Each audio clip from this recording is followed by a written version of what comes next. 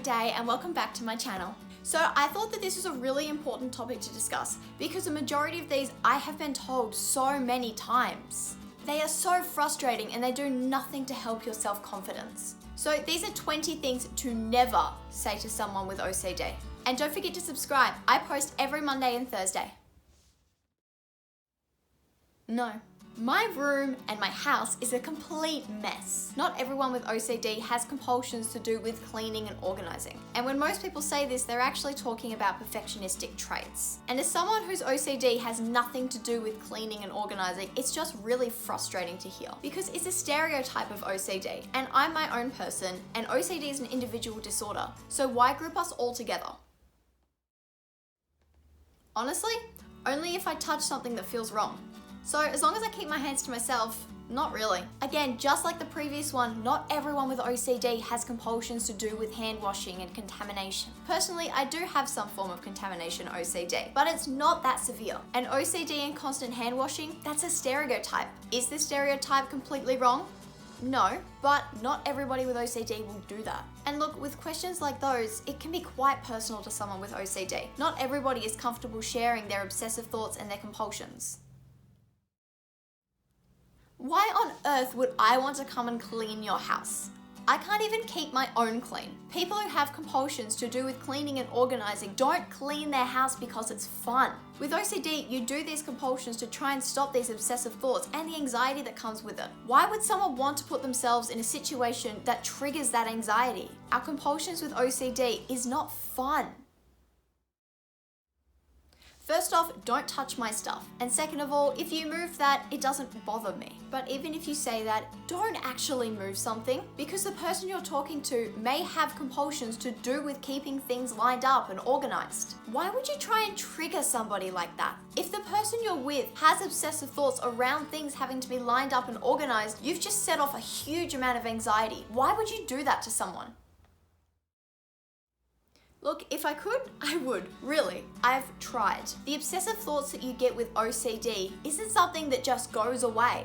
It's kind of in the name, obsessive thoughts. These thoughts, no matter how hard you try, just don't go away. We can try and think of something else, but in the long run, that won't help at all. And it's really frustrating to be told that because you know that what you're thinking is irrational. And if you think about it, you can just think of something else and it should go away. That's how thoughts normally work, but they don't in this case. And it's just so frustrating to know that this is what you have to deal with. So saying this to someone with OCD makes them feel like crap. Don't do it. Am I sure I have OCD? I've been diagnosed with OCD by more than 6 health professionals, I'm pretty sure. If somebody with a diagnosis of OCD confides in you, that means that they trust you to some extent. You can ask questions as long as they're not too personal, but don't just outright go, "Are you sure?" And yes, some people go, "Oh, I have OCD," and it's normally in more of a lighthearted, joking way. If somebody you know comes up to you and seriously goes, "Look, I have OCD," you can go things like, "Oh, really?" But don't go, "Are you sure?" Because yeah, we're sure. With that one, it's more in the way in which you say it. Because you go, "Oh, really?" If somebody told you that they had OCD, it's more of those, "Oh, okay, I believe you, but wow, I didn't expect that." Rather than going, "Are you sure?" It's questioning the legitimacy of what they've just said. And if they're trying to confide in you, that's one of the worst things to say.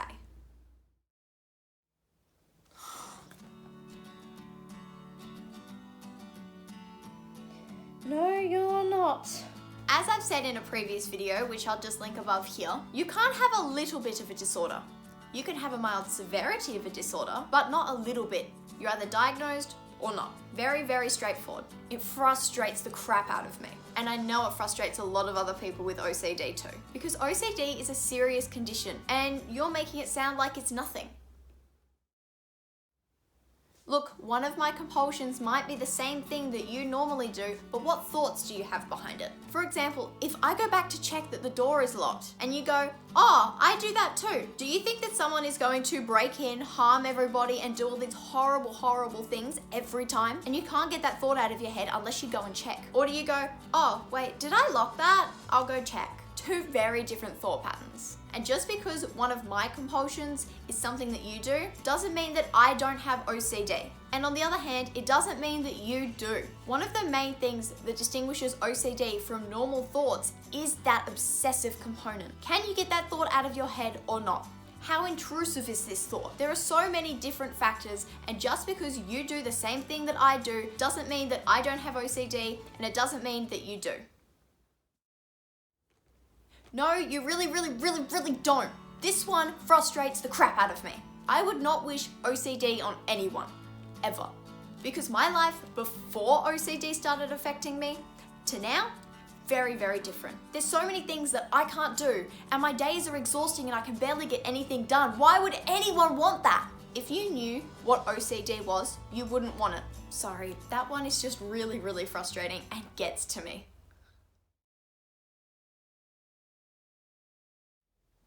Of course it's all in my head. It's a mental health disorder. Yes, it's all in our head, which makes it worse when you say it, because there is nothing that we feel that we can do about this. Yes, there's treatments to try and manage it, but if you don't have any of that and you're not trying things like exposure therapy and you just have an obsessive thought that you get, no, there's not really much you can do about it, even though it is in your head. So thanks for the reminder that it's illogical. Makes us feel so much better.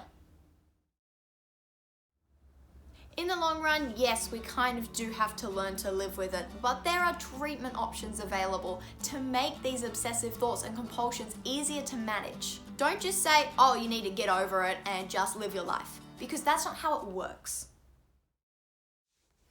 I know that it's pointless, but that doesn't mean I can just not do it. People with OCD are fully aware that the obsessive thoughts they have and the compulsions they do are illogical and they make no sense and they are pointless. But it doesn't mean that we can just stop. So again, thanks for the reminder, I guess. Yes, I want to spend the next 10 minutes checking doors instead of going. If we logically look at the compulsions that we do, yes, they are a huge waste of time. But in the moment, with that obsessive thought and that anxiety building up and up, it just feels like the only option. And you can't just hurry us up. We have this obsessive thought and we have to do something to get rid of it. There's no other way. And yes, I know that it's frustrating for people who don't have OCD, but please be patient. It's a thing. It really is a thing. Some people do believe that OCD isn't a thing and it's just things like perfectionism and paranoia. It is a legitimate disorder. Fortunately, most people know that OCD is a thing, so this one doesn't tend to come up too often. Again, I wish I was saying this to be quirky. I don't want to be quirky. I don't want to be different. I want to live my life like everybody else. Yes, I want to be the quirky one that takes 2 hours in a morning to get ready when most people take 10 minutes. Very quirky. A diagnosis of OCD doesn't make you quirky. It's the same as being diagnosed with any other disorder. You just have a disorder. Getting a diagnosis won't automatically change you. It just means there is a name for what you've been going through. Relax? How am I supposed to relax when I think that this horrible thing is going to happen and nothing can convince me otherwise? I can't get rid of the thought. There's only one thing I can do about it, which is my compulsion. I can't just relax. When some people sit with an obsessive thought for long enough, they feel as if them or someone else is in genuine danger. If you're in a situation where yourself or someone else was in genuine danger, could you just calm down? No. That's what it feels like. What doesn't make sense? The diagnosis of OCD or what I do? Because yes, I now have a diagnosis, but I'm not a completely different person. And no, my obsessive thoughts and my compulsions don't make any logical sense. But this is the disorder. And I'm sorry, but this is what I have, and there's not much that I can do to change that.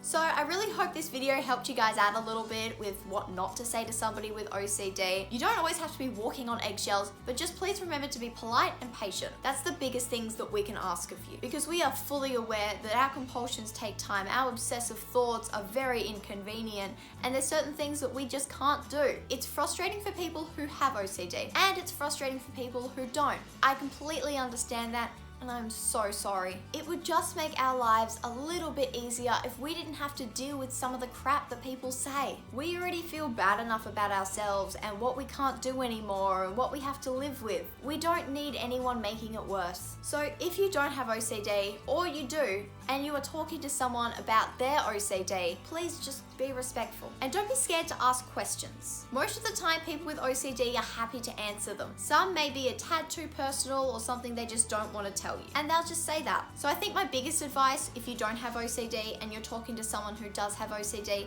please just be respectful, polite, and patient.